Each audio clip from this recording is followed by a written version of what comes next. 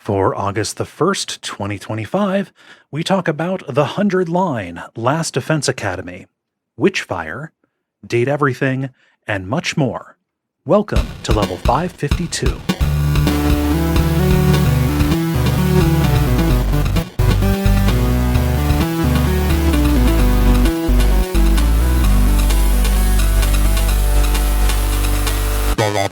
My name is Kaye Ross.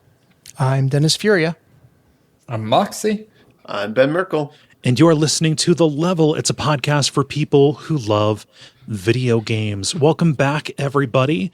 Today is a very special day. It is Dottie the cat's 5th birthday. Oh, holy shit. Okay.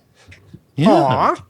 So what do cats do to celebrate a birthday? They have no concept of what a year is. Every day is a new surprise for them. And I just gave her one of those kitty go-gurts for no reason other than it was her birthday. I don't think she drew any lines between any of the things, but it's more for me than anything. Yeah, she was born. Yeah, that's fantastic. She was born in a barn, and I adopted her way too young because her mom stopped taking care of her. I bottle fed her, and now she barely wants me to touch her. So it's like having a kid. It's the arc. Yeah, I was gonna say that's the arc that every mom goes through. Yeah, so that's really all that I have going on is marking that. Oh, that's wonderful. Yeah, I can't tell if 5 years is really fast or really slow, I guess, from when that event happened. Again, like I got her over COVID and everything is fucked up because of that. So it is both at the same time. Yeah, when time stopped. Yeah. I don't know Greta's birthday. I just assume like 6 months before I adopted her. But for her, I celebrate just on the day that the day that I got her, gotcha day or whatever. So, yeah. See, I just assume like Greta to me sounds like the name of everyone's grandmother. So I just assume that Greta was born as an old lady. Yes. Kind of acts a little bit like that, like a very hungry old lady. I Can relate. Both of them have grandmother names, Greta and Dottie. Greta just came like that from the shelter. Dottie, I named her after Dottie from Pee-wee's Big Adventure. Oh, yeah. Yeah, but also I was like, oh, that also works because it's old lady names. So I don't know, get a third one and name it Prudence or whatever. Do you ever tell her, I'm a rebel, Dottie? I'm a loner, Dottie, a rebel. Yeah, I'll say that a few times. Now, Kate, you did say gotcha day, which sounds like a very dangerous concept where you have to buy random packs that hopefully have a present in it over and over again. Yeah, it's kind of you get a random cat. You get a random cat, hoping that it's yours. Every year, somebody abducts my cats. They abduct my cats and put them in a box, and I have to hope I get the right one. Yeah. Oh, well. Who has something more exciting than a cat birthday? That's underselling the cat birthday. Go ahead, Moxie. Yeah. I think you're underselling cat birthday. That being said, this past weekend, there's a big kung fu tournament in town.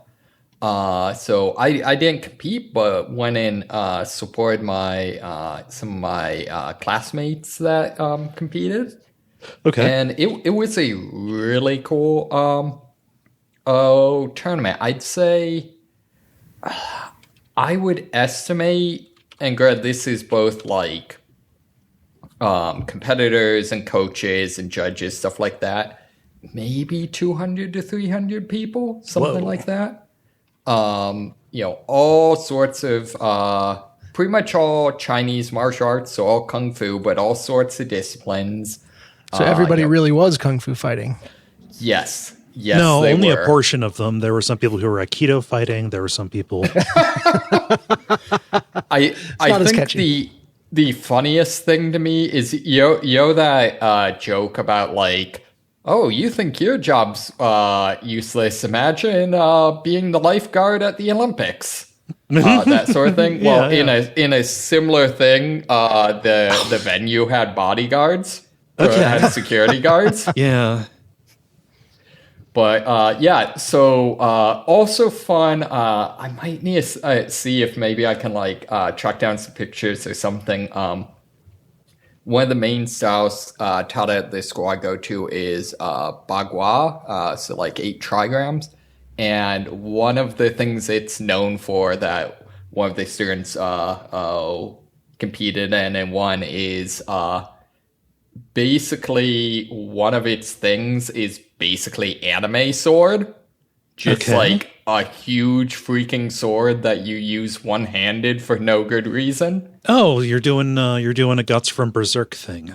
Yeah, exactly. So like the whole thing, bagua is, if you've seen Avatar, airbending is based on bagua and looks very similar to it. So like the whole idea is like you don't swing the sword, you move your body and the sword comes with you type of thing. I hear Wario specializes in this form. I missed that Oh, okay. All right. Yeah, I know that. one. Okay, it took some explanation, but now that you have, I approve. That was a bit of a long walk. I am pleased with myself.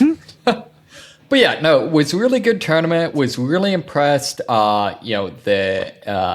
each competition, the judges talk with each competitor and like give them advice and here's what you did well, here's what you can work on. Really seemed like people did really trying to focus on less like, hey, is what you did super flashy, and more like, is it technically correct and like, following good body mechanics, stuff like that.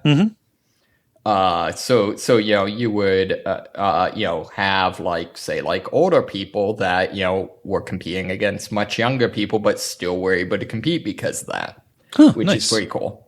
So yeah, just really cool experience, a lot of fun. Yeah. Sounds cool. Yep. Yeah. Do you think you're going to compete next time, or is that just? Yes. Yeah. That's definitely my goal. The thing that's tough is the style I was training before this, Wing Chun, is a fairly straightforward style. Isn't really into kicks. Doesn't have a lot of footwork, that sort of thing. So it just doesn't lend itself that well to competition. Just, isn't exactly visually interesting unless you're unless you know Donnie Yen. Right. It's not interesting unless you find just being ruthlessly efficient and killing people interesting.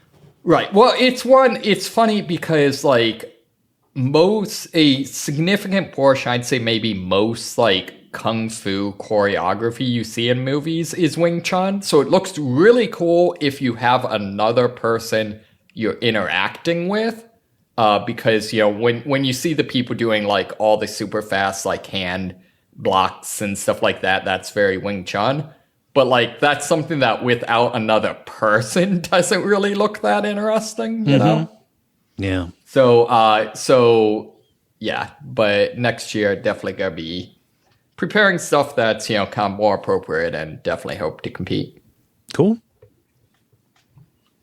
Yeah. Ben, how about you? Yeah, I think the big thing I did over the weekend is I went down to Portland for a day. I have some Swedish friends who just had a kid, and there's a tradition that's new in Swedish culture where it's like a baby naming ceremony. Okay. So since it's a new tradition, get to vote? Yeah, exactly. No, they had already like named their kid. It's like the tradition's new, so there's not a lot of like things nailed down about it. You can kind of like make it what you want to make it. So yeah, that was fun. I think the thing that I noticed outside of that was interesting is all my friends in Portland have motorized bicycles now. Like that's they've all leveled up to that, I guess. Like electric mopeds. It's like a bike, but it's like much more like a utility bike now, where it's like baskets on the front, basket on the back, battery pack, so you can kind of go forever and don't have to pedal uphill or anything like that. Yeah, they got e-bikes. Yeah. Yeah, exactly. Yeah. Yeah, so it was just weird that I saw none of those the last time I was there, and now they're like all over the place. So, yeah. So this is only tangentially related, but I just saw the Tour de France either just ended or like is still going on. I don't know. For all I know, they just like, bike until the next year and then declare a winner and start again. I don't know. But apparently the huge thing now is electric motors have gotten so small that there's a big problem with like people concealing them. No way. Yeah. So like, I guess they now literally X-ray everyone's bike. Well, I guess if somebody tries it, you have to. Yep. Yeah. Also, I might have this wrong, but they call it like motor doping or like electric doping or something, which is both the dumbest and the most badass name you could come up with for it. Motor doping is good. Yeah. Stop trying to make biohacking happen. But yeah, those e-bikes look really neat. I, have looked at them just from the perspective of like, wanting to ride longer. Feeling that is better than like tiring myself out doing like high intensity, and also like wanting to do, not completely exhaust myself like on a hot day, right? It's also, at least for me, like I am of the opinion, this is my like hot take, whatever, that those are the only bikes that should be allowed on the roads, just because like those are the only ones where you don't have problems with getting stuck behind a biker going up a hill. No, yeah. You're going to make the cyclists mad. I was going to say, to be fair, you should have bike lanes in the first place. Yeah, yeah. Yes. Oh, yeah. Like the correct answer is like do what a lot of Europe does and don't just build your entire culture around cars and nothing but. Yeah.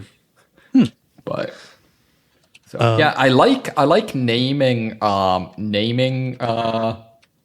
day or whatever a lot better than like the random gender reveal shenanigans. Yeah. I always feel like I always feel like that Homer Simpson when someone's like, it's a boy so far. Right. It's a boy as far as you know. Yeah. Anything else? I think that was the big thing, yeah. Cool. Dennis, round us out. Yeah, so I too had a child tick up a year today, which I didn't realize that Dottie and Luke share a birthday. So that's very cool. Oh, huh. Yeah. We celebrated. He got to pick dinner tonight, and he went with salmon and farro with a side salad. Is he like is he a little businessman? Yeah, he wore a tie to eat it and everything. I think what happened, we were actually trying to trace it back tonight. It might have been like on a cruise or something, not for his birthday, but like shortly before his birthday. And he like tried it and loved it. Okay. And then this was like when he was 5. And so that's what he decided he wanted to like, recreate that for his birthday that year. And then that became like the Luke birthday special. And he has asked for salmon and farro with a side salad every year for his birthday since. Okay. Which like, I don't know, when your kid eats healthier than you do, right. you probably have a problem. It's like, I don't know, man. I could go for some nuggies right now. We don't have to. What are Milo and Barrett? What's their like, go-to special meals or whatever? Milo is pancakes all day and all night. Oh, okay. Okay. He eats like a bird except for pancakes. And then they just like, I don't know, like physically space wise, it does not seem like they should be able to fit. It's hammer space except pancakes. And then Barrett's a little guy, so it changes a lot, but he basically he'll ask for a taco. Okay. And what he means when he says that is he wants a untoasted flour tortilla with shredded cheese sprinkled inside, but not melted. Okay. And then he eats that. So yeah. That sounds like a kid. Oh, that's where he's at. So, what's that thing where it's like raw food diet? It's like the raw food diet version of a quesadilla. Something like that. Yeah. Yeah. The raw processed food diet. Yes. So, But yeah, one so- of my like go-to like pro tips is around Halloween's time. What you do, you make pancakes, and when they're just about to get set up, like cook enough that they're set up, you sprinkle in some candy corn. Oh. Whoa. Adding candy corn to a situation to improve it? I mean, candy corn is one of the all-time greatest desserts. So Your mind is a fucking funhouse mirror. we have established, like, for some reason I only like the shittiest candy because like the things I wait all year for are candy corn and those like chalky hearts around. I can get with you on the conversation hearts. Candy corn I can't go for. I like old timey shitty candy. This is a thing that Gary makes fun of me for a lot though. Don't think I didn't see the giant basket of Werthers in your house. They weren't Werthers. I have two things of candies. One of which is gingins, like ginger, not chews, but just like ginger candy to cool my to settle down my stomach. And then I have some root beer barrels again because I like old timey candy. But yeah. Normally I don't approve of bullying, but Gary is so right to make fun of you for this. Oh man, I do. I feel like for someone who talks for a living, though, I can understand hard candy. it's fine. I don't. I can go for most of the day without having a piece of candy. No, I mean, to soothe the throat. Oh yeah. I don't know. That's good. I like those. When did this become a trial on me? I know. I will Second that say you corrected me when I said you had Werthers. So okay. There's a difference between Werthers, which is a candy specifically for it's coded as grandparent, and like me liking one of those is basically medicine, the ginger ones, and then the root beer barrels are because I like the taste of root beer. Okay, you're at 6 feet. You can stop digging. So I will say, in terms of just weird candy related things, one of the things I love that I actually really miss is one of my friends down in Huntsville got on a kick of he makes mead, and mead is basically just like the honey is just a source of sugar. Yeah. And so any sugar, basically any candy that doesn't have preservatives in it, you can make mead out of. So he got into at the end of all the holidays, trying to track down the super cheap candy. Okay. And so he made candy corn mead, which was amazing. And made candy cane mead, which also was quite good. But I feel like we're playing fast and loose with the word mead here. Yeah. Yeah, I know. Yeah, I know. The candy corn is technically made with honey. Okay. Technically pulls a lot of weight in that It sentence. does. I forget how we got here. So I'm going to take us into talking about games. And to do that, we need to do the regular kind of show, what with the grind, the multiplayer, and the end boss. And why don't we get started with The grind. The grind, where we talk about the games we've been playing over the last period of time or so. Who has something new? I do. Okay. So I picked up, haven't played a ton of it, but picked up Witchfire, which is a early access game that I think actually goes into its 1.0 the end of this week or something like that. Okay. But it's basically it's kind of a open world I guess an extraction shooter, single player extraction shooter, except that you're playing as a witch hunter. So, kind of think Warhammer, fantasy battle, like Inquisitor, that type of thing. So, all steampunky weapon, guns and stuff like that. And, random spells. Although this one, kind of strangely enough, goes much more in for the, like, instead of doing the, like, oh yeah, and then we're gonna have, like, a fantasy religion that's kind of a stand-in for Christianity. It's just straight up Christianity. Okay. Like, it's straight up just, like, the Pope sent you, like, to go, fight some witches that are killing everyone, and, like, your,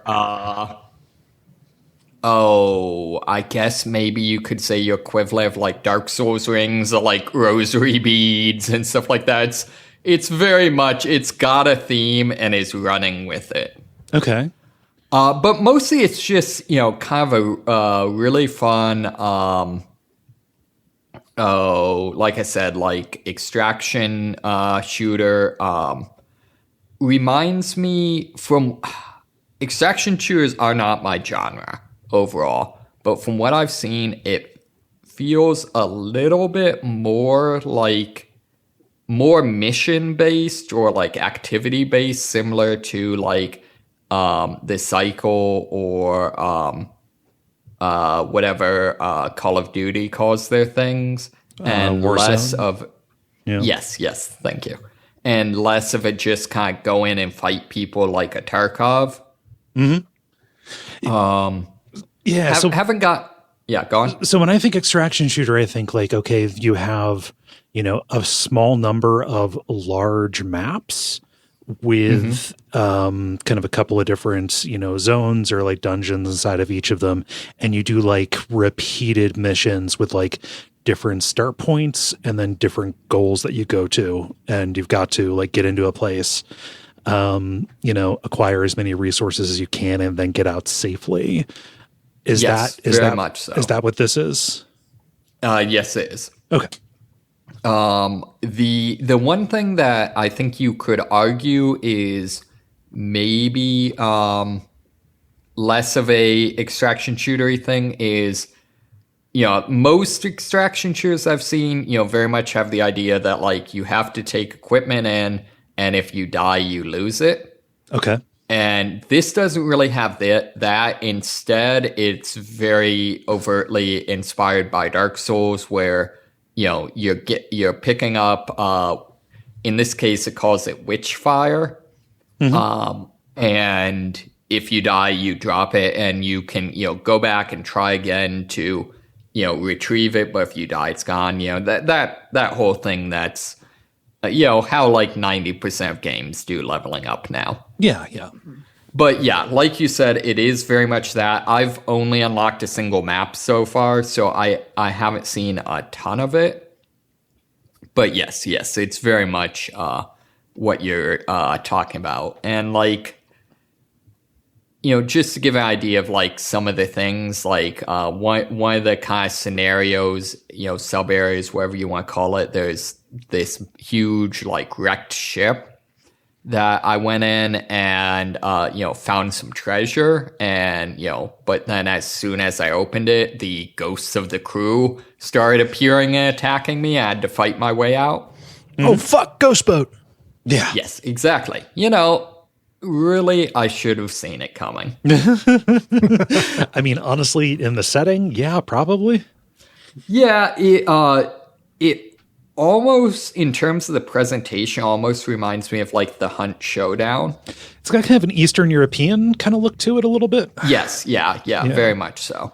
Yeah. Are all of your powers gun-based, or do you have, like, magic? Can you, like, what are your abilities? Can you, like, load them out and level them up differently, or is it all just, like, gear?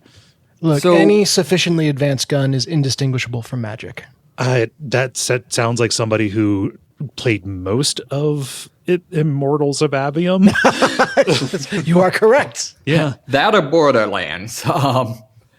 Yeah, it's so when you start, you select from one of like six-ish classes, and each of those have different guns. I am assuming that similar to like most Dark Souls games, you can somehow get all of those, but I haven't seen that so far. It also looks like, I was going to say, it also looks like each of the 6 classes specialize in one of the 6 like attributes in the game. Yes, that is true. Yes. One of which is witchcraftery? Witchery. Yeah, it's a game that very much likes the, what if we took something that had an actual name and then like gave it a different name? Right. So, for example, like your home base where you level up is called the Hermitorium. Okay. It's like, you realize that hermitage is just a word, right? Yeah. It sounds like they're just kind of complicating it. Yeah, again, I'm guessing maybe that's like if you want to do the 40K thing but don't want to hire a nerd to write Latin for you. Right. You can just make it sound kind of like fantasyify it by like 10 degrees. By 10%. Exactly. Yeah. But yeah, so far all of the weapons I saw like in character creation, all guns, but all of them had something weird with them. So like I played the class that's kind of the beginner coded class. And I have a submachine gun, but if I miss a shot, the bullets will ricochet and potentially hit an enemy. Okay. There's one that I think's like a sniper rifle that if you kill an enemy, all enemies in the field of like your crosshairs will take damage. So for your primary weapons, it's all guns, but all guns with magic-y bits. And then you also have a spell. So the one I currently have is just like a freeze spell. And I believe that as you collect experience, that also like recharges the spell. Okay. So yeah, I haven't seen like, you do have a melee attack, but I haven't seen like swords or anything like that. And it doesn't look to me like you could make do like a sorcery build the way you can in Dark Souls, although, that might be, something that, maybe as you get farther you could do. Yeah. Huh. Like what's going to unlock when they hit 1.0? As I understand it, I haven't been following this all that much. It was just, something that looked cool. And then I saw like, oh, it's to the point where I can play this without, mostly being done. Mm-hmm. But the one thing I know is apparently right now it has 5 of those kind of macro levels, huge levels. And there's going to be one more map that gets unlocked. Mm-hmm. I'm guessing there's other things, but that's the one I know of. Okay. I gotta say, this game looks really cool. Yeah, it definitely has the great aesthetics. The other thing the thing that kind of sold me on it is I was watching someone do like kind of a preview, some gameplay. And they, are working their way through this town, and they're like, "Wait, what was that jingling? Oh, that's I don't know. I think like a watcher or something. I need to be careful." And I am a sucker for like games where you have to learn the tells of enemies, like that. So that was the thing to me. That's like, all right, I'm pulling the trigger. Mm-hmm. Cool. Yeah, the only other thing I've been playing, maybe tag team with Dennis, because I reinstalled Darktide. Oh. Yes, indeed. Was there new content for the Warhammer Darktide? So I'm laughing because yes, there is. There's new class. I bought the new class and then I've proceeded to not play it whatsoever. They've also, when the game came out, it was a complete game, but not complete enough compared to like the previous games in the series, and most notably. The skill trees were very basic and kind of, one trick pony for each class. I don't think they even existed. I have no memory of a skill tree in the original They might version. not have existed. That is very possible. I play it being, hey, this is a Vermintide alike that is nowhere nearly as fully featured as Vermintide. Like this is like you can't jump from one to the other and have a comparable experience. Right, exactly. And so they've since added extensive class trees that are actually some of the I'm enjoying them, some of the most I've enjoyed of any game like this. Mm-hmm. The big thing that I really like about it is a lot of games where you have skill trees, you'll have, relatively minor skills and then add a couple of points through the tree, kind of the big skills that really define a build. In this case, the big skills are what is your active ability, what is your aura that you provide to other teammates that are nearby, what is your grenade, and then what is your capstone ability. And the capstone abilities are all passives that kind of significantly change the game. So like I'm playing the soldier class, and the capstone I'm currently using, I basically deal bonus damage to any enemy that I've tagged. And before that, tag it is something you should still do because you can call out powerful enemies to your friends, but there's no actual advantage to it. Mm-hmm. But more interested in the other abilities, in particular because initially, at least as far as I remember, for most of the classes, the grenades were different for each class, but they were all fairly grenade-y. Whereas they've leaned much more into, like, unless you're playing the soldier, there's a very good chance that your grenade is not actually a grenade. Okay. Yeah. So, for example, if you play the Psyker, the Psionic class, your grenade is basically your spell. And so it's either like a charge-up ability that can cause an enemy's head to explode. It's heat-seeking throwing knives, or it's basically like Sith lightning. Okay. You're just doing the Palpatine. Right, exactly. On the other hand, like if you're playing the Ogrin, you can go with just a giant freaking grenade. But you can also go with a box of grenades where you literally throw the entire box. And it deals a ton of damage. And if you hit, the box will break and then the grenades will go off. Or you can simply go with straight up a rock. Okay. Where you're just throwing a rock at someone.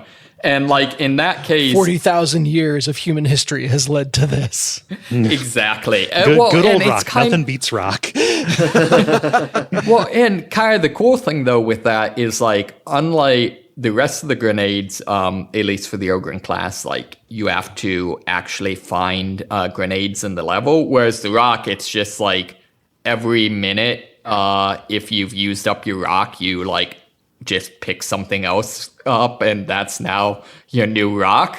Mm-hmm. This is like my kids when we go hiking. Yeah. Exactly. I also love there's all of these special abilities have modifications you can spend points in, and I love there's a one of them for the rock where if you get a headshot with the rock, it doesn't consume it, and the ability's just called "That One Didn't Count." Okay. which I just kind of like. But yeah, so so basically, much more diversity in how you can play the characters. A lot of the characters do a much better job now of playing off of other players. So for example, some of the auras can do things like there's ones that will significantly decrease the rate at which or how long it takes for a special ability to recharge. And you can, if you want to, you can build your entire character around that. And then that makes you powerful. But then if you group up with someone that has really specialized in having a really strong ability, then you make them just incredibly powerful. Similarly, like the Ogren now can very much spec as a tank, which I know Dennis has run into this. It's kind of funny. The Ogrens are literally ogres. They are mutant humans that are just huge. They are about half again as tall as every other player and at least twice, if not 3 times as wide, which is funny because like them getting in the way of your shots is actually very much a thing. Okay. Yeah, you have and to there is play friendly around fire. But at least to me, it's one of those things like I would not want to play on a team where everyone was an Ogren, but like with one person, it becomes like an endearing feature rather than a bug. Is there friendly fire? I mean, Yes, there is. Okay. Yeah. I've never like had it make a noticeable difference in my health being on the receiving end. So I think it's got to have some kind of like mitigating modifier on it. Yeah, I know it ramps up the higher your difficulty is. Yeah, that could also be a factor. And I wouldn't be surprised if they put their thumb on the scale in terms of like how it happens, because I have noticed it feels like things that aren't as directly under your control. So for example, like force lightning, where it's just jumping around all over the place. It doesn't seem like that does friendly fire. And I wouldn't be surprised if like maybe the Ogrens, programmed either not to take or to take much less of it, that sort of thing. Yeah, I mean, just their physical stature would intuit that they take less damage. Yes, exactly. They take less damage because there is more of them. Exactly. And they, I would not be shocked if that was literally a voice line in the game. That's kind of one of the other big things that's very endearing about this game is, the Vermintide, or whatever you want to call these, the Tide games have always had a big element of like the characters bickering and commentating on what's going on, that sort of thing. Mm-hmm. And at least to me, early on, that seemed a little weak in this one, partially because you're creating your own characters as opposed to them having like an established personality. Mm-hmm. However, it feels to me, I don't know if it's just maybe they added more voice lines or tightened things up, or I'm not sure, but it feels like a lot better now. When you do character creation, you are asked a series of questions about your character's history, and that determines both their overall like personality, which is what voice do they use and kind of what's the overall tone they use, but then also will influence like the characters will comment either on their own background or like other characters' backgrounds. Mm-hmm. And that creates a a lot of interesting things, especially because you can get some characters that kind of play against type. You can have your Ogren, for example, just be like me, angry, smashy person, or you can have them just be like super friendly, like team player, or fairly intelligent. Okay. So that can create just some fun, fun different stuff. And that just colors the barks, right? Like that doesn't Right, unlock exactly. different. Okay. Yeah. My favorite so far is the Ogren saying, like, I like boulders, I like bashing, mostly things that start with B. And the friend's like, oh, it's good to have a focus, I guess. Nope, that doesn't start with B. Oh, yeah. Bailiwick, I think, would be the way. Yes. Yes. They also have a bunch of different people that can be kind of your controller for the mission. And those are very fun, especially because this being 40K, like everyone's kind of an asshole. Right. But they're all assholes in their own unique way. I think my favorite is Hadron, who is a tech priest, who's very, very much the like assume everyone is more stupid than they are type of thing. Mm-hmm. But again, very, very, very intelligent, intelligently. Very, very well written examples of that. Like my favorite is, one of the mission types you have to, you're basically doing a hack, and every so often it will be, mess up, and you have to like play a mini game, to, restart it. And just like one of her lines is like, I can only assume that you just pressed every button until it started working again.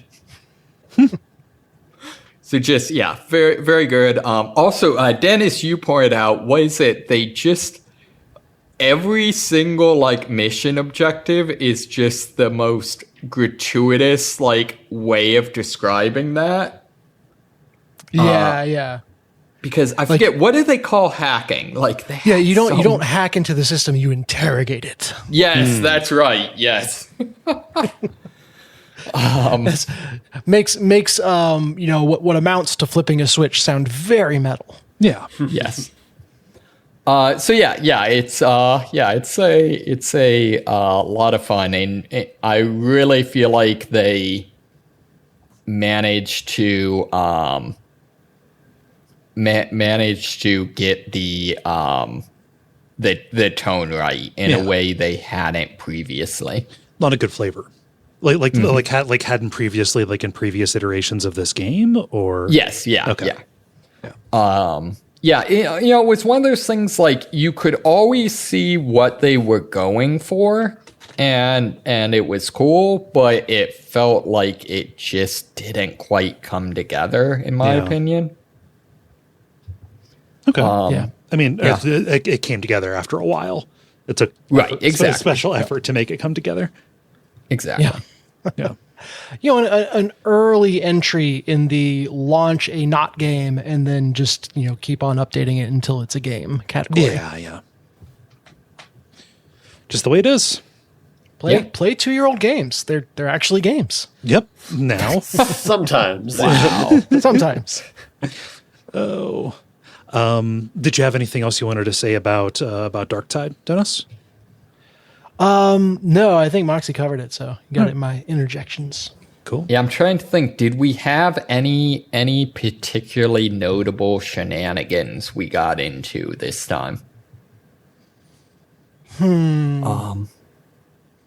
I did enjoy falling off the stage was a surprisingly common need to be rescued for us for some reason. Yeah. Which is it's a kindness that if you fall into a bottomless pit, you just grab onto the edge and someone pulls you up. Yeah. Dennis, what else have you been playing? What else have I been playing? I got another little mobile tip for y'all. a platforming game called Chameleon, where kind of the gimmick to it is that you can change color as you jump, and you have to match the color of the platform you land on, otherwise you will explode. Uh-oh. Yeah, not good. Just like real chameleons. Yeah. There's a real hatred of non-matching going on here. What was this? What was this called? Chameleon. Okay. For iOS? Correct. Yeah. On Apple Arcade. And I liked it because of the difficulty level. So it is very tricky platforming. And you kind of just that one extra like button of change color in addition to jump. There's two colors that you switch back and forth between. But really messes with your head, and you kind of have to learn a whole new rhythm to make sure you're doing the right thing at the right time. And there's very much a sense of like learning a level as you play through. It's a small game, so there are only I think like 16 total levels. And of those, 4 of them seem to be like some kind of seasonal addition to the game. So I don't know what the story is there, or if they'll be making more levels. But certainly each level is difficult enough to give you a good amount of playtime to master. There's 3 objectives for each level. There's 2 different types of collectibles, and generally you have to take a different route to be able to get all of either type. And so it kind of pushes you to find multiple ways through the level.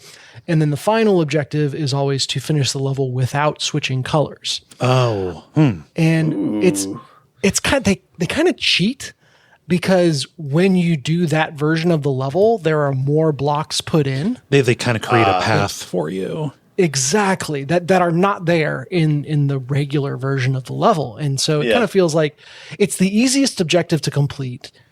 And it just kind of feels like, why, I mean, I can, it's nice to get a little check on that box, I guess. But when you're changing the level, sometimes significantly, to accommodate this new goal, it ceases to feel like an extra objective and just starts to feel like padding, which is a weird thing to say about a very short game, So go figure on that one. But yeah, you can get into a real good flow state when you do, get the timing of everything right. And the game is like weirdly well animated. It's just a little blocky dude, like a Rayman type running through the level. But the way he like backflips and spins and lands and everything, just looks really good in motion. So you can kind of see where the skill set of the developers lives in making this little jump around thing that could effectively be Geometry Dash look really cool as it's going. This is the full name of this game is Chameleon Run. This is made by Noodle Cake, which is correct. Long-time game developer. Like these are the Super Stickman Golf people. Shit. Okay, I knew I recognized the name from somewhere. Yeah, they've done a bunch of stuff, but that's kind of the thing that I most so Noodle Cake is the publisher is what it is. There we go. I need to actually see who developed this. A visual touch that I like on this is your character leaves kind of a cartoon cloud of smoke behind them, and it changes color when you change color, so like you can see in the air, like the exact point when you switched. I have no idea how useful that will be, but mostly it's like right there is where I fucked up. Yes, yeah. There is an interesting element. So when you change color, you do a little spin, and if you do that right before you hit the ground, so like change to the right color at the last second, it gives you a little speed boost. And there's a timer running on all these levels, so like you're trying to get through them as fast as possible. But I actively avoided it because it threw off my groove, man. It throws off the flow. It throws off your timing. So if you're learning a level and you expect to kind of need to tap in this rhythm to get through, and then suddenly you're getting a speed boost on top of that, it 9 out of 10 times led to immediate death. So there's, I finished the game and got all those objectives that I described for each level. There is a like get faster times like system going on there where you try to get Getfaster Times is the newspaper Sonic reads. Sorry. Yes, and I had no interest in doing that, just because the whole dealing with the speed boost on top of already very difficult levels would just be untenable. Yeah. But yeah, had my fun with it. And if you got Apple Arcade, it's worth checking out. Yeah. The developer on this is Hyperbolic Magnetism. It was published by Noodlecake. Noodlecake does happen to be the developer on Super Stickman Golf, so that's where I got confused. Aha. Yes. Very cool. Yeah. Yeah, so So- Chameleon Run. Important question. Does it have more choices? No, it does not. Thank Okay, God. because I mean, if it did, then you could, do a bunch of good deeds and become a karma chameleon. Oh. It's all Okay, It's all pretty black and white, by which I mean pink and yellow. Yes. They got to do a Beat Saber thing where you can like customize what the two colors are. Oh yeah. For that personal touch. I also, unless there's other questions about that one, No. I finished Kaizen, a factory story. Oh shoot. Cool. This is the Zachtronics game. Basically placing and programming machine parts to create toys, electronics, and other goods. Love letter to 1980s Japan culture. And just a very sweet and small story through to the end. It was just nice, the puzzles brutally difficult, Right. and I've never spent so much time going, it's one fucking square, where do I put this? But then surrounded by just a very heartfelt and cute little story, which is more than I expected to see. I think I compared this to Magnum Opus last time. Opus Magnum. Opus Magnum, really? Yeah. Are we sure it's not Magnum Opus? Magnum Opus is the actual phrase people use. Opus Magnum is the name of the game. Yep. Can't confirm. Damn it. The great work. Yeah, anyway, with that one, I think there was story, but it was in like very skippable text boxes. This has a little more art around it and is presented more Vizinov style, which I appreciated. It didn't get in the way too much, and they did a good enough job with the characters, making them relatable and making you care about them that it worked. My one huge complaint is that one of the things that you build is a pachinko machine. Okay. Or like what's it called? It's like a solitaire pachinko. It's some portmanteau of those words. But like basically a little like marble arcade game.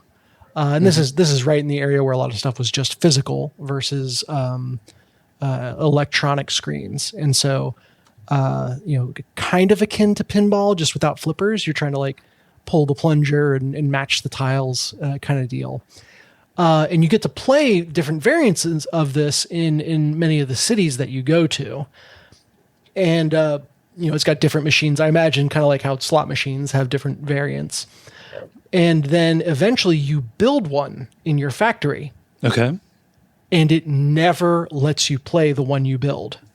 Man, that's The most obvious layup of like, okay, I made this thing. I literally was like, oh, I can't wait because the next section is definitely going to be a pachinko game. And it never happened. Well, that's a bummer. That's weird because they've done stuff like that in previous games. Like Exapunks had, you could get a little like arcade game and make your own games and stuff.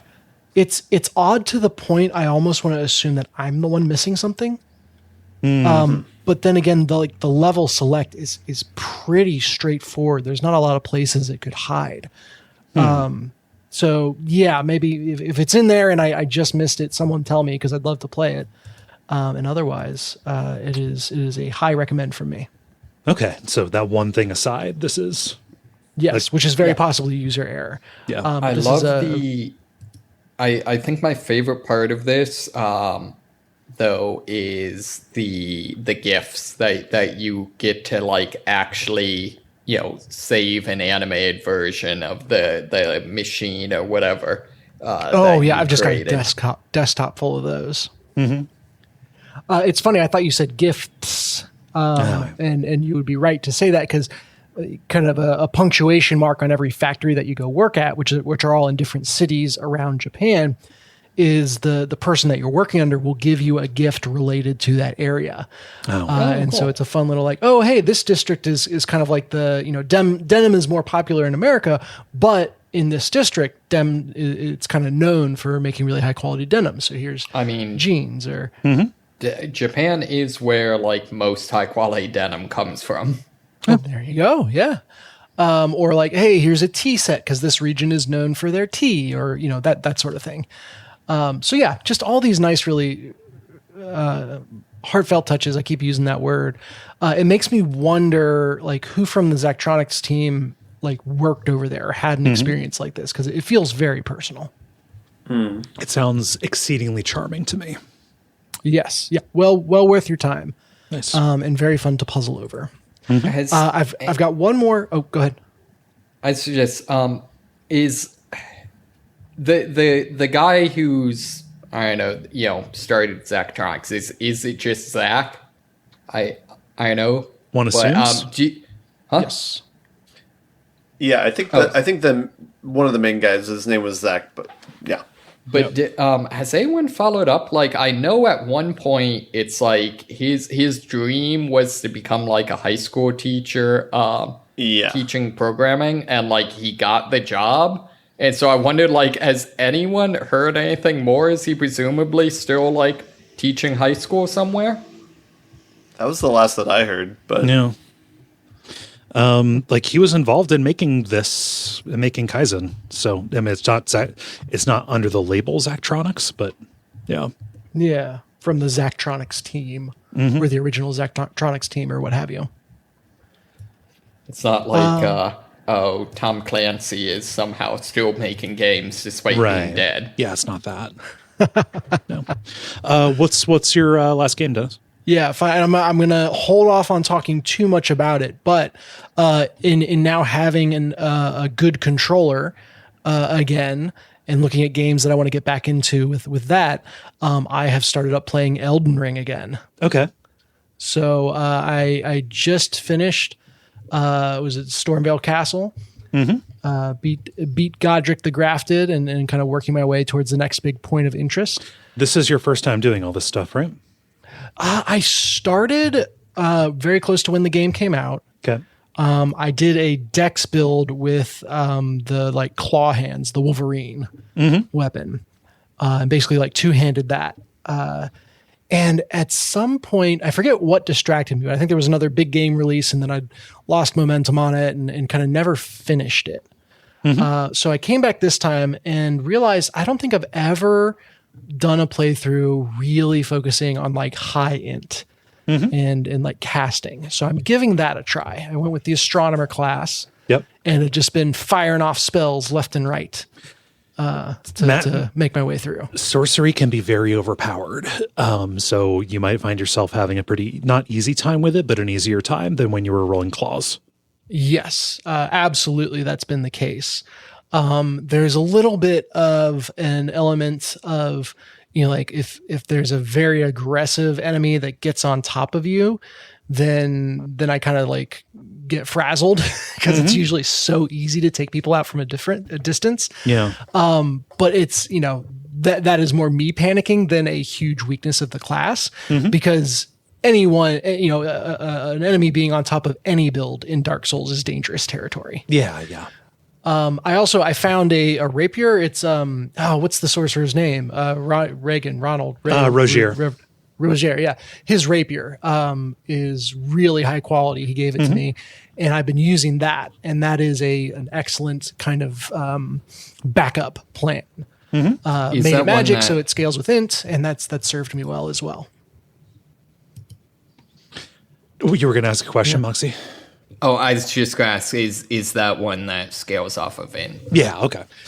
Yeah, not by default, but when you upgrade and change the sword ashes or the Ash of War on ashes? it. Yeah, Ash of War. Thank you. It's so nice to talk about this game with Kaye here because I don't have to worry about remembering the terms. Nope, I am here for you.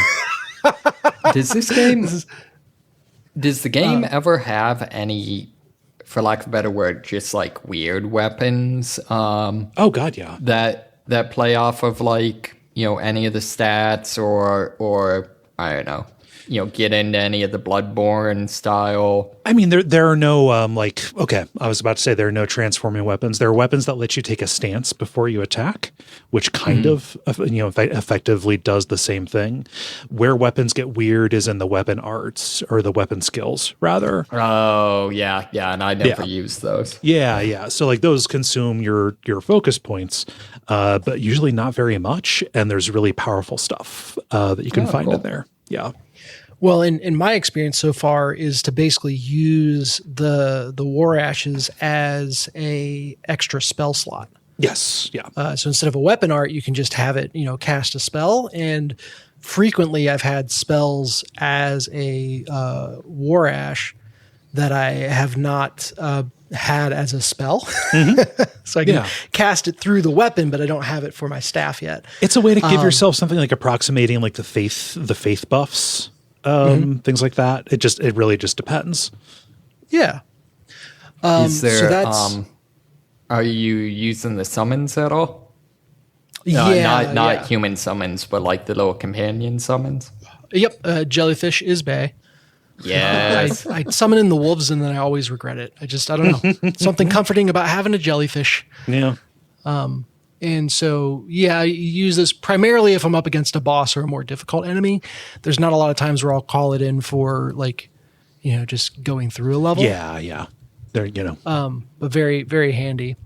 It just kind of worked out that as I went through the first couple of bosses, I always was able to kind of spend down my souls so that I wasn't too worried about losing them as I was fighting the boss. Because that's quite the burden to run in and like, I got to get back to my souls. Yeah, you don't want your first encounter with a boss to be with full pockets. Yeah. Exactly.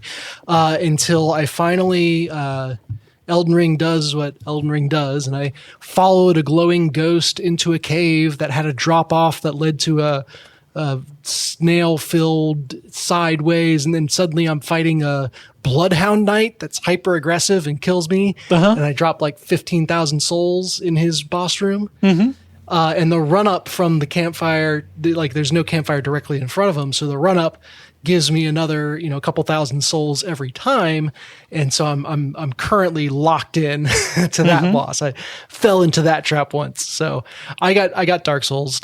Yeah. It's going to be so sweet when I finally claim those souls and beat the boss, or so hard when I get killed. But then I won't have to worry about it anymore. Right. The other thing that's impressive, I was pretty exploratory the first time I played. Really kind of poked myself into every nook and cranny, or so I thought, and then almost immediately started discovering new areas on this second playthrough. There's a lot, especially in Liurnia, where the angle you approach does a lot to change what you're gonna find, what's visible because of the geometry. Or just some stuff is even locked behind an imp statue, which you need a key for. And I would see someone be like, okay, mental note, got to come back to that when I've got a key. And then I just forget to come back ever. And so are you leaving map markers for yourself? Because that is a way you can manage that. Yes, I've started doing that. Definitely not as much as I should. And there's a little bit to which it's like, okay, I know how far I got last time. I want to try to get back to that point, and then I'll kind of slow down. But I am definitely placing markers on the map, and you kind of decide what each symbol means to you, etc. But yeah, so literally just outside the tutorial area, there's a whole section that I'd missed the first time around. Because you don't have unless you take it as a gift, you don't have the key that you need to open it. Exactly. Yep. That's not the one where you're just being chased down a series of hallways. Yeah, that's the hero's grave where you get obliterated by a chariot. The horse rolling pin. That played a significant portion towards me being yep, I'm done with this game. You just come back. There's a trick to it. Yep, that was ultimately where I landed. So I kind of figured out oh, okay, he doesn't switch to the new area until I do, so I time it with when the horse is going the other direction, and that'll buy me as much time as I need. But then I decided to explore other stuff. Okay, you know how you do in an open world game is you just, what's that? Oh, what's that? Oh, and traipse your way through. I also discovered a whole new area, the aforementioned cave with the bloodhound knight that's currently eating my lunch. Yeah, Crystal Lake Cave. Never seen that before. Even just kind of like the base under the mage school. Like I'd never really explored that, and there wasn't anything like revolutionary there, but it's still just like, oh, I'm naturally, like, I'm not overtly setting out to find new stuff. I'm just stumbling into new stuff as I play. So that is a very fun way to experience a Dark Souls game. I haven't thought about it till now, but the characters in the cave underneath there kind of look like the Burger King mascot. Well, I mean the sages of Raya Lucaria with their weird stone helmet head things do look a lot like the Burger King. Wait, So that's that is not apt. the one you can get as a helmet, like the little goblin stone goblin things. What? No, it's not. I wouldn't describe them as goblins. Oh, at what all. the gargoyles? Yeah, no, you're thinking of the imps that you find in the catacombs. Right. Different things. Oh, okay. Yeah, these are like kind of human-sized casters. Yeah. Yeah. I'll have to decide because I never sprung for the DLC because I never finished the base game. And from what I've heard, incidentally, it feels like the DLC is very much oriented towards people who have, gotten through the base game. Yeah, it's late game, post game kind of stuff. Exactly. So I think I'll cross that bridge when I come to it. If I come to it, I hope I can.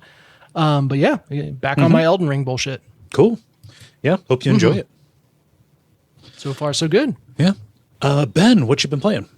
I got a couple of shout outs, I guess, first, of things that I've already talked about. I continued playing City of Six Moons. That was a good game to play on a train to Portland. Figured out a few more things from the game, but this is like, for people that didn't listen to last week's episode, this is a weird game where it's all like in an alien language. Yeah. You don't actually play the game. You have to try and figure out the rules to play the game, and then maybe you can play the game. So yeah, just doing that. Probably looked like a weirdo on the train doing that, but translating your zodiac letters. yeah. But anyway, I'm still getting enjoyment out of that, and I enjoy doing that kind of like solitarily as well. I think at a certain point, I'll probably not necessarily go and look up all the answers, but maybe ask other people who've played the game and see like what they've found. Because I think a couple of people at my work have played this.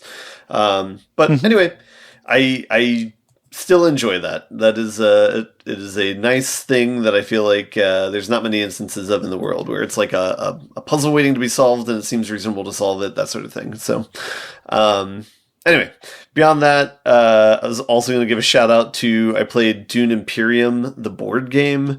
I think I've talked about this on this podcast before, but it's a board game that has the IP. It's made in part through Legendary Pictures, so it has all the artwork from like the movies that have come out. So like you can play. It's weird to just see Zendaya on a card. Exactly. Yeah, you can play as Timothée Chalamet if you want.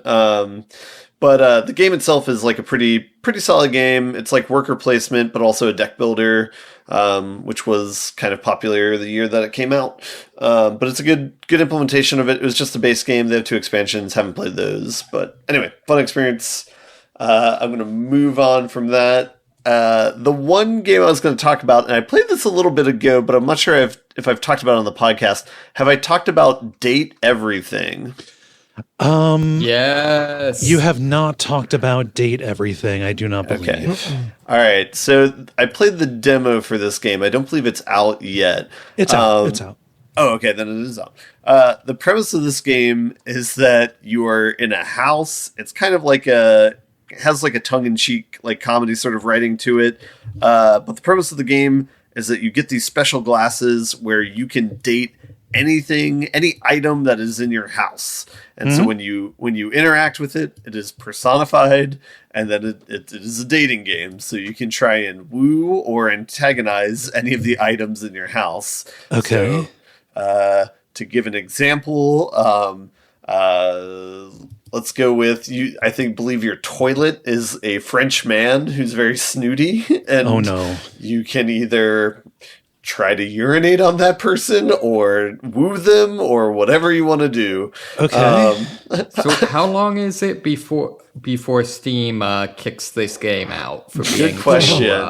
Yeah, it does explicitly like ask you if you want to play an NSFW version or a non-NSFW version. But I don't think or at least as far as I played, it's not like in your face graphic or anything like this. And then maybe to qualify all this is I don't typically play dating games. This was recommended by one of my friends. And so I thought I would try it out. It's, I think one of the more interesting aspects of it is it's the voice acting is really strong in this game. I think it's like 100 different voice actors. I think maybe even the game developer might have been a voice actor as well. So a lot of care is paid towards that aspect of the game. Yeah, another, like you can woo your door, and your door is personified as a person. So when you say personified, like they actually turn into like the people that are kind of themed after what their deal is. It's not like you sticking your dick in a toaster like got me kicked out of the Value City. Correct. Yes. So whatever you interact with, there's a personified version of it, and that's who you're talking to in the dating simulator aspect. And then it's kind of gated where it's like you can only have 4 conversations per day, and you can kind of advance your relationship status with whatever items or people you're interacting with.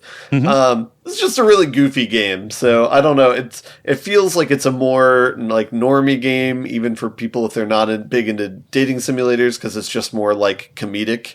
But yeah, I don't know. I played it for an hour or two, thought it was interesting, if nothing else. But is there an overarching plot? Like, are you trying to get out of the house, or? The introduction to the game, before you start getting into the dating sim aspect, there is like plot beats of like, I guess I'll just say it since it's not a huge spoiler. It's like you have an online job that you're doing that you also quit. And then you get a drone which delivers you the thing that will give you the magic sunglasses so that you can interact with everything, including the sunglasses themselves, I believe.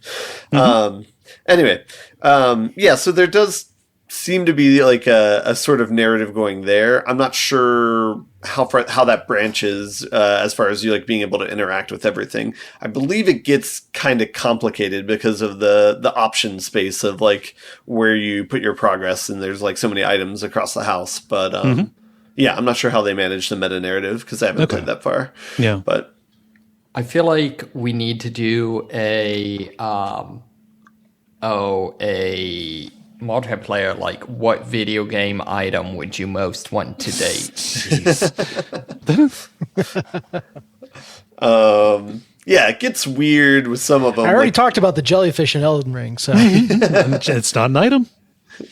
There's like to give some more like tongue to give some more tongue-in-cheek humor examples. You can like talk to your bed, and so that's kind of like ironic or awkward since you're already sleeping on the bed. So it's like it's already like. So if you consummate with the plunger, is that technically a threesome because the bed is involved? Yeah, I don't know. Haven't played that far. So. Okay, all right. A lot of questions you're not equipped to answer, Ben. I know. Look, I only played the demo, so. But it's a weird game. It's interesting. It's out there for people if they're into dating sims. So I just thought I'd throw it out there. So. Sweet. Do you have anything else? No, that's it. Okay. All right. I'll do mine. I alluded to this last week, but I have played a little bit further into the 100-line Last Defense Academy. The new game. That's a name. It is. This is the new game from the Danganronpa and Zero Escape guys. The idea is that you and a bunch of people who live in the Tokyo residential complex, like a domed over version of Tokyo, kind of sealed off from the outside world, are kind of whisked away when strange creatures attack. And you are taken to this school that is isolated. The creatures are trying to attack it. And if they get in, all of humanity ends. And each of you who was abducted for this kind of gets powers when you're on the battlefield because of, weird magic blood stuff that they have. Mm-hmm. Naturally. Yeah. And you have 100 days. You're trying to defend the school. The invaders attack, and you play out the battles by doing like turn-based tactical grid combat. Is what you're doing here, and each of the characters that you have has like a particular set of. I did not mean to do Liam Neeson with that. I did not mean to go full Taken. They have a particular set of skills. No, like different attacks, different patterns, and like different kind of passive abilities. Like one of them, like gets more armor the further he moves before attacking. And, each of them kind of, through their abilities implies a particular kind of use case for them. And the thing is, not everybody who has taken there with you at the start, is willing to fight. Only like 3 or 4 of you are at the beginning. So like in between the battles, on the kind of non-combat days, you're like trying to convince the other people who are there to join in the fight to try and make things a little bit easier. And that's how you kind of recruit and gain more people to come along with you. Do you have a finite party size? I have not discovered that yet. Okay. Like the most that I have had in a battle at a time is 4. And that seemed like plenty to me for like the party loadout, but I do not know how much bigger the battles get. Yeah. This is, so you have 100 days, and like something that they talked about is they wanted to just completely overload it with like routes through it. So apparently there are just like they say there are 100 endings in this, and the idea is like, you play through, and then kind of like in Virtue's Last Reward or any of these other ones, you can like go back at different places on the timeline and make different decisions to see how differently things shake out. Are the decisions like informed by like who you're navigating to join your party, and like yeah and the like, order that you're choosing them? You're siding with different people based on how much of their story they encounter. Basically, like you're in this place. The only like interface that you have is a little character who is legally distinct from Monokuma, but not very legally distinct from Monokuma. Mama. Yeah. And like you have very incomplete information about what's going on. He's not telling you a whole bunch. So like, just like any of these, the whole overall plot and what's really happening is a mystery. Like I don't have even like, I don't know, a small percentage of the answers yet. But it, so like, as you side with different people and pull at different threads, that is the way that it apparently will lead you to different endings. I don't know that I like the idea that you have to play through all 100 days 100 times. I'm not feeling 10,000 days of this. But I don't think that's going to be how it happens. Right. Yeah. The battle, so like in addition to the different characters having different like areas of effect and different passive things, like something that's fun is to like kind of build in momentum to the fights. Is you have meter that you fill up by attacking and taking attacks, and you can use that to like power up individual attacks, or use like a special one-time attack if you need to, or do like extra moves in the AP based kind of battle system there. So like there are different strategies you can use to kind of like maximize voltage gain, so where you're not doing like a ton of damage with everybody, but you are trying to feed that to somebody who can really make use of it in the given situation.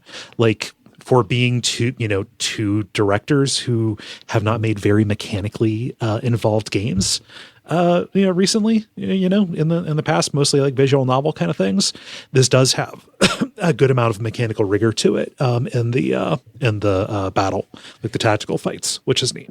Do the people's abilities, like, are they able to like synergize with one another, or like using two or more of them like are more than some of their parts?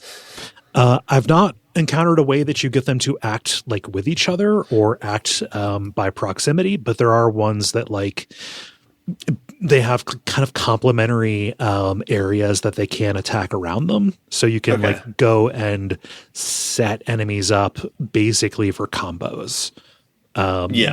Which is good. I don't know, as more characters are added, if you don't like have like a Fire Emblem kind of thing where you get closer to somebody and then you unlock like new attacks that are like team techs, like you would get in Fire Emblem or I don't know, Chrono Trigger, right? Yeah. I was thinking more of like a person who like is like gas man and can, and then another person who's like fire person, Oh yeah, to do like a Divinity Original Sin kind of thing where you like you make somebody susceptible to one status, so somebody can come in and fire that off. Nothing like that I've seen so far. Okay, cool. Yeah. And that's my spiel on it. It's neat. The characters have a lot of the same problems that a Danganronpa cast of characters is going to have. There are like 3 of them that are tolerable at the start.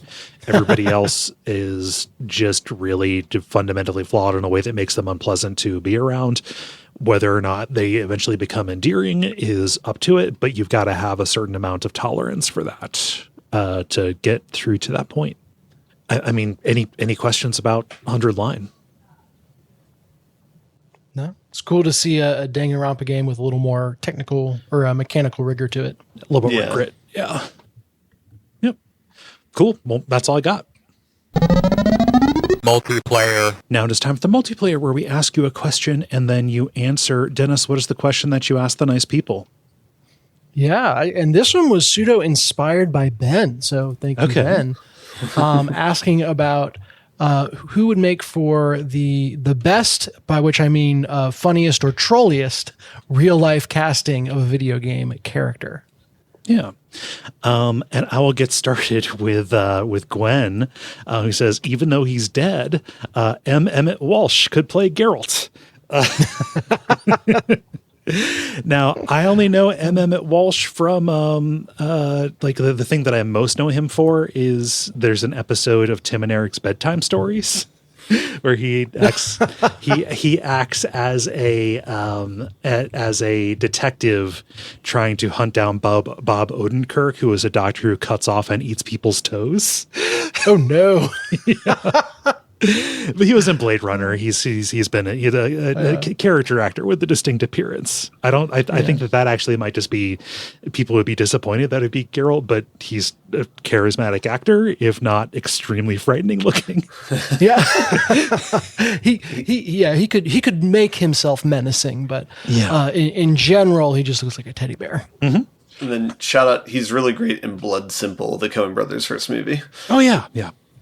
Mm-hmm. Let's see, Ben, what does Threnza say? Is Threnza Wanwick as well?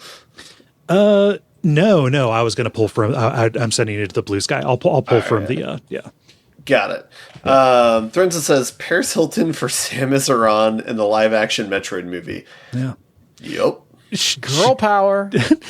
So famously not a very good actor, a terrible fit for Samus Aran. However, Paris Hilton, a kind of a force for good. Like, yeah, she was in with the NFT kind of things, but at the very least, she like has started using her clout to try and go after teen reform camps, which are basically just conversion therapy, where like parents have their kids abducted and taken to a camp to be abused and starved and stuff. Yeah, there's a couple good redemption arcs going on for celebrities of our youth that are doing much better than circumstances would have you expect. Mm-hmm. What were you going to say, Moxie? I know Paris Hilton was at Pride here this year. Oh, cool. Yeah, I don't know an awful lot else. Was she in a Samus cosplay? Yeah. So I have to say, like the only time I have heard of like anything about the story or personality of Samus was, what was the other M, where she's like weirdly subservient. Yeah. Yeah. So I'm like, that I know. I feel like that is my understanding of who Samus's character is, which I think might not be normal. Somebody's going to come screaming at me, but Samus doesn't really have a character. So, yeah. Not a lot of like dialogue or characterization for her other than what the player does. Yeah. So sometimes you just want to play as a murder machine, and that's cool. Yeah. Moxie, what does Strawberry Jam say? Strawberry Jam says, I personally cannot wait for the Phoebe Waller-Bridge Metroid Prime/Fusion movies to show what everyone wants. An awkward, talkative Samus. More Metroid stuff. Yeah. Ben, as the movie knower, who is Phoebe Waller-Bridge? I believe she's Fleabag. Yes. Okay. Yeah. Gotcha. Who is Fleabag? It's a British... originally, it was like a one-woman show that she did, but she turned it into a TV show that was on the BBC, and it went 2 seasons. So you would hear a lot about Samus's sex life if this was a thing. You know how hard it is to get this suit off? Let's see. Dennis, what does Pint of Bovril say? Oh, this is a good one. Pint of Bovril says Tom Hanks as Duke Nukem. and then shows Forrest Gump waving happily. Yeah. This got me thinking, what is the most like arrogant machismo character that Tom Hanks has played? There's really not that one. fucker from the Polar Express. So he had a few roles in the 90s that were him being arrogant, like, you know, like bullheaded guy types, like think Bachelor Party, right? Like that has him kind of being a misogynist. But that's like not especially a misogynist. It's like 80s sex comedy misogynist. Sure. Yeah. Did he ever do any like action or villain or you know anything like that? He plays the villain in the Baz Luhrmann Elvis musical. Yeah. Good call out. And is very good in it. But I don't think that's quite Duke Nukem. Yeah, he's not like an action star. The closest that he gets to that is like his war movies. Your right. Gumps That's Forest and your brothers, a band of. Yeah.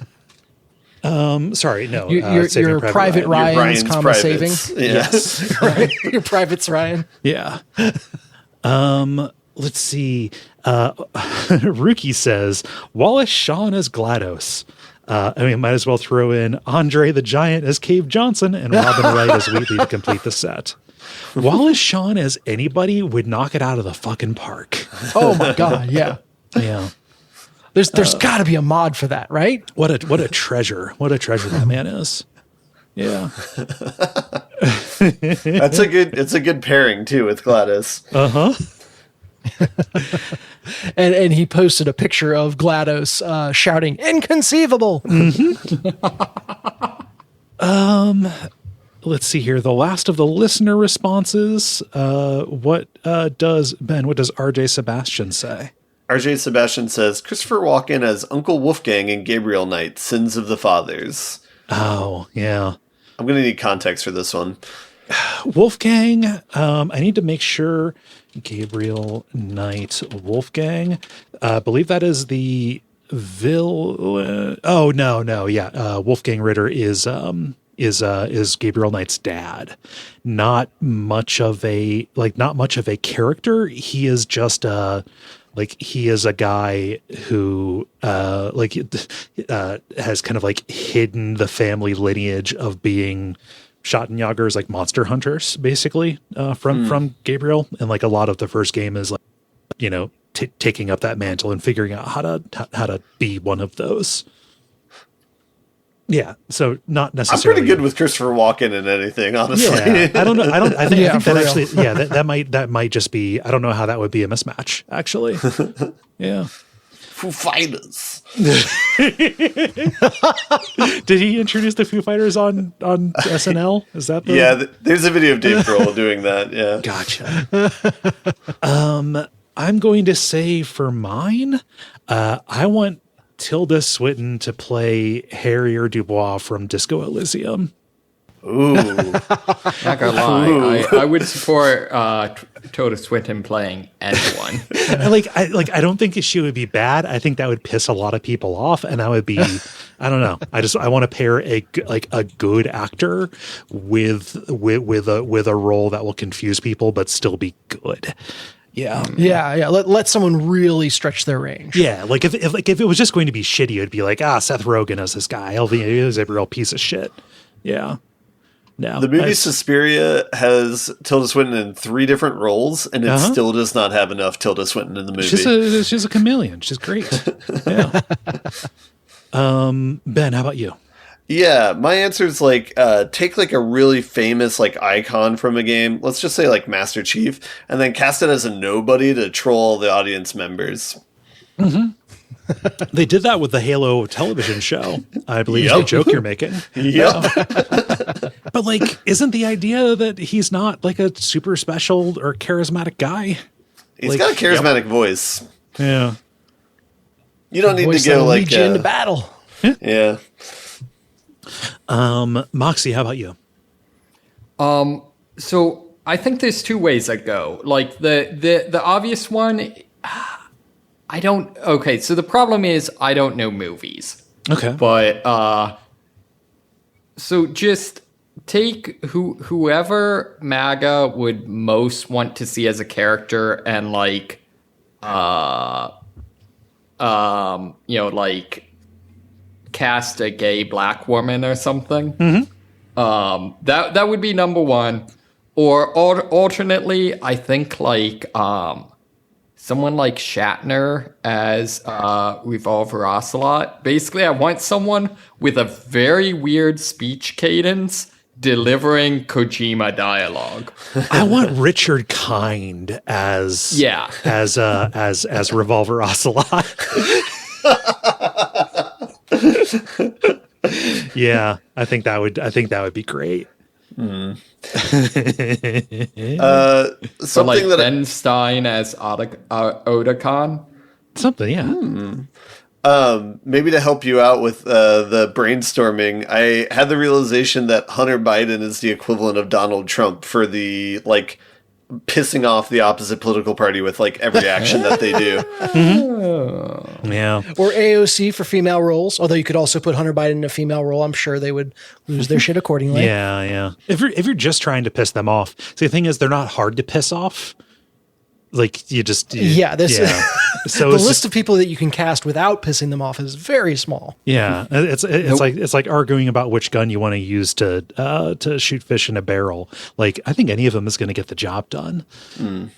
Yeah. The one that is a ticking time bomb for like sooner or later this is going to happen is the God Emperor of Mankind in 40K is canonically not white. Oh, yeah. And just, I don't see Games Workshop like cast, not, if they ever make an adaptation, not casting someone who's not white. Mm-hmm. And that's going to piss so many people off. Right. So the fascists who are tourists in the game, who like it because of the iconography or whatever, not knowing that detail, could come in and say, how dare they? Yep. Yeah. All right. Yep. Dennis, how about you? Yeah, cast Hunter Schafer as Zelda, you cowards. Oh, I mean, I don't know if do you anyone's mean followed as that, Link? Either or, honestly. Yeah. No, trans woman who is just a picture perfect Zelda. Yeah, this is true. People This is say, true. She is it's a crime she isn't considered for the role.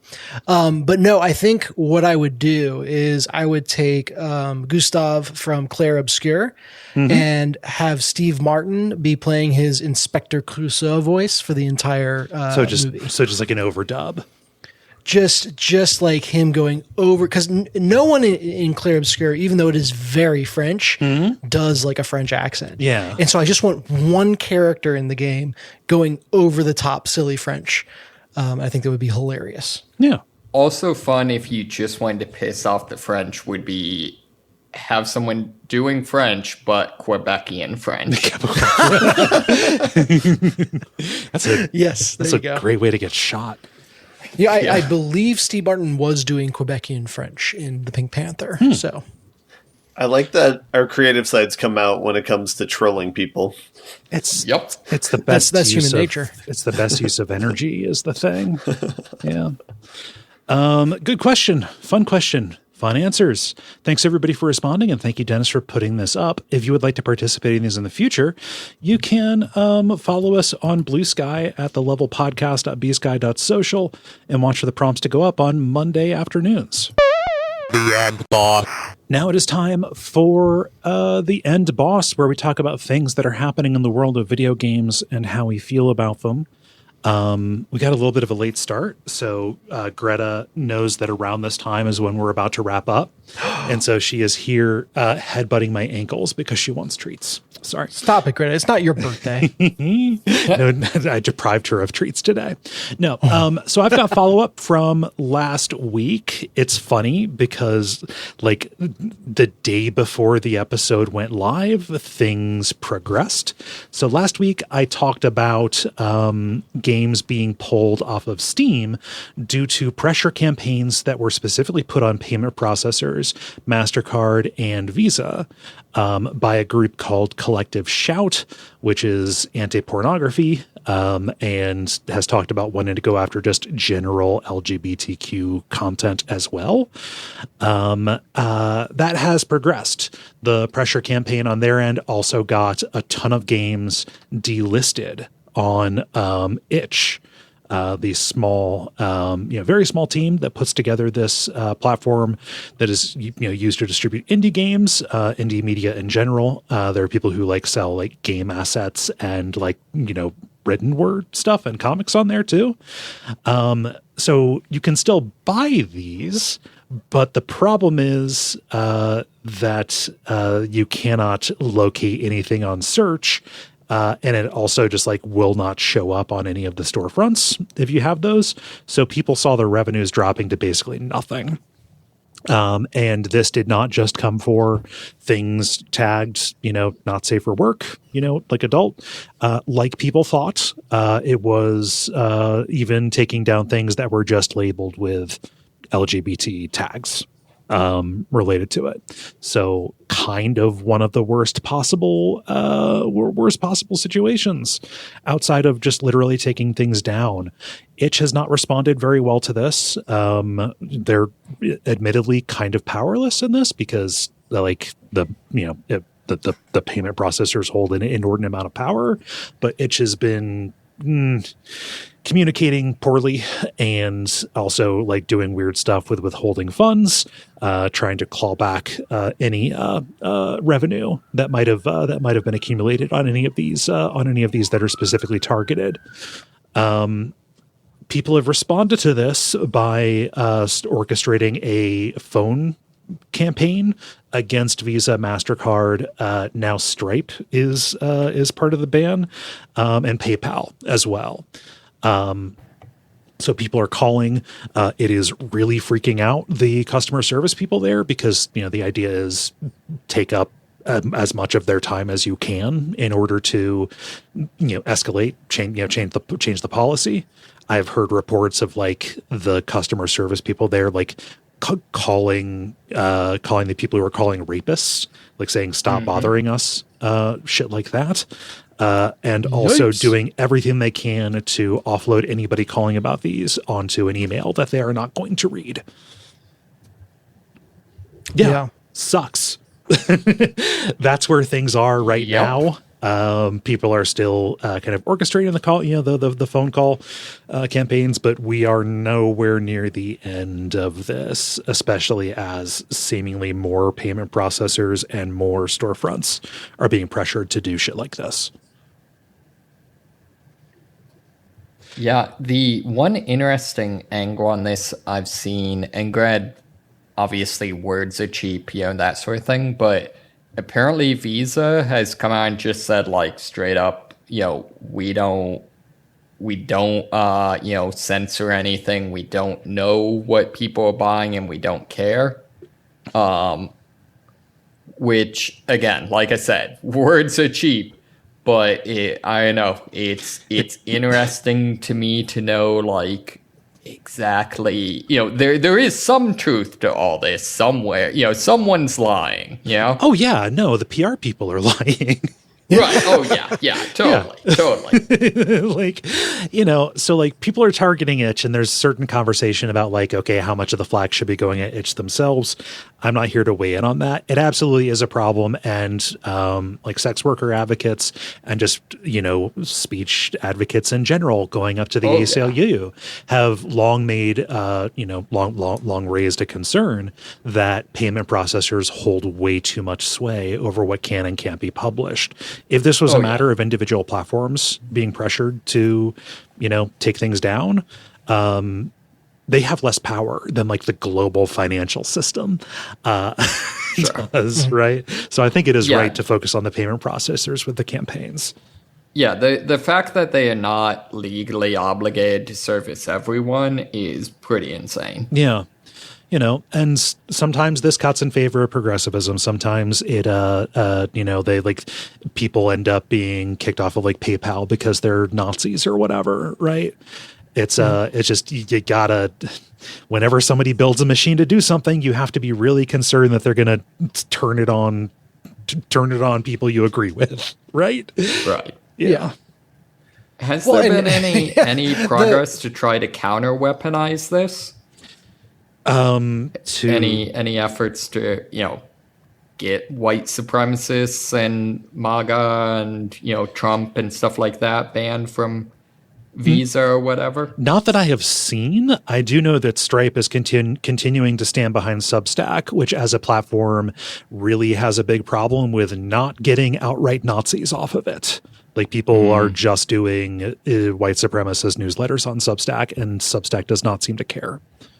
And Stripe is standing behind them. So like pressure has been attempted in that regard, but no dice. Yeah. So I don't know. I just wanted to get this, get this out there, follow up on it. I think it is one of the most important stories that's happening right now. I mean, as goes embarrassing porn games, so goes a whole bunch of other stuff, right? Yeah. And I say embarrassing, like, endearingly, honestly, no judgments or anything, but like, it's all trial balloons and test cases and stuff, right? Oh yeah. Well, I think it's the confirmation of like, okay, nominally this is to go after like pedophile shit, which let's fuck those that was guys. already against the law, but actually. Yeah, exactly. Like the mechanisms or the thing it's nominally about, we saw instantly it was being used in a different way. So it's new Red Scare shit. Like it's, just different forms of McCarthyism, to try and drum queer people out of public discussion. Right. Which, I would love to see pedophiles' lives be made as hard as possible. Right? Yeah. Any way we can do that, great. But the problem is there's a significant portion of the people doing this that view pedophile and any one of a number of orientations, et cetera, as synonymous in a just inaccurate way. So they also don't actually care about pedophiles. No. Right. Well, I would agree. There's plenty of naive people out there who genuinely do worry about it from that angle and assume that we're getting the right stuff with these actions. They've been misled, being said like, oh, only the people who are other can be a genuine threat. The actual threats that come from within your family or from within your church, etc., from existing power structures that you hold dear. Obviously, we don't want to look at those. Yarp. Yeah. Moving to something related, Moxie, you got a story about age verification. The UK has really stepped in it with their law that we are going to pass our own version of here very soon. Yeah. So they are requiring age verification for basically anything even remotely I don't know, adult. Yeah. To the point where there's a very serious possibility that Wikipedia is going to be banned in the UK. Mm-hmm. Yeah. Wikipedia's possibly going to be banned. You need age verification to do any kind of like DMing, like private messaging on different services. What was the one? Apparently so many people in the UK are using VPNs to get around this that the lawmakers who most pushed the law to, the protect children law that was put through here, they have started talking about outlawing the use of VPNs.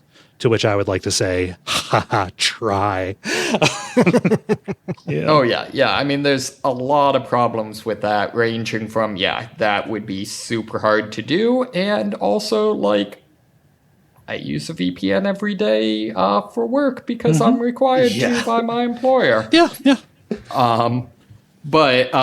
Anyways, one of the funny things is that, as I understand it, the way Discord implemented this is you're required to take a picture of yourself, and I guess they try to judge your age. So I don't know if you have a baby face, you're just screwed. I don't know.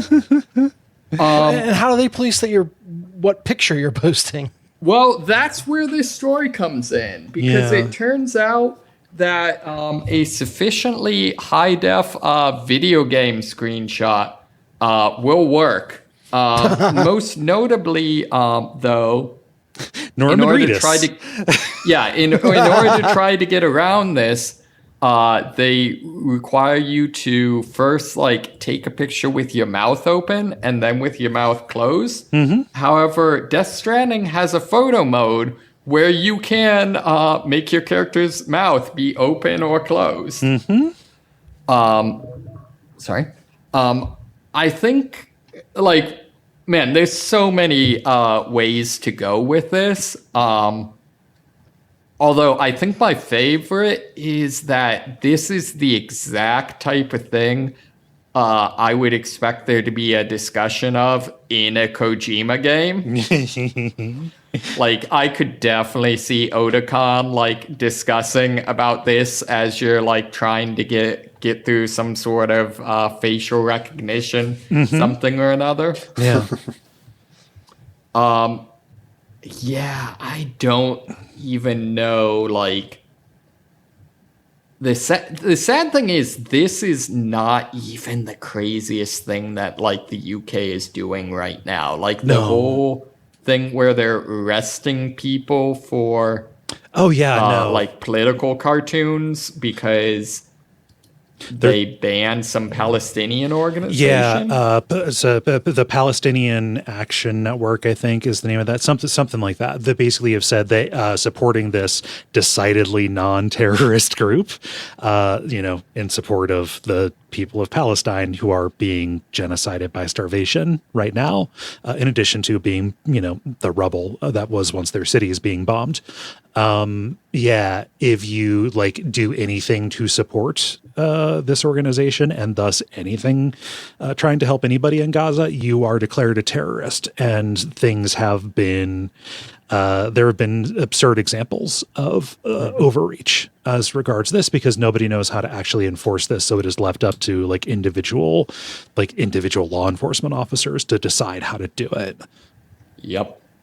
Yeah. I mean, so many things wrong with it. One being just like, you definitely shouldn't, for example, like say that, hey, I love Al Qaeda. Like that is something you should not do because that is an awful thing. Mm-hmm. But you definitely have a human right to say that. Yeah. Like you're an idiot if you do. There should be social consequences. I don't know about legal ones. Right. Exactly.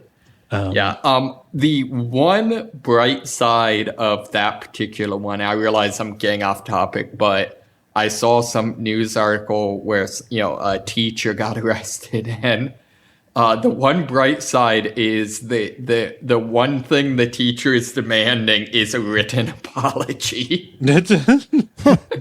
Which is, I don't know, I find that very funny. Yeah. This ends up being relevant to people in the States because we're about to have our own version of this. There's been a law working.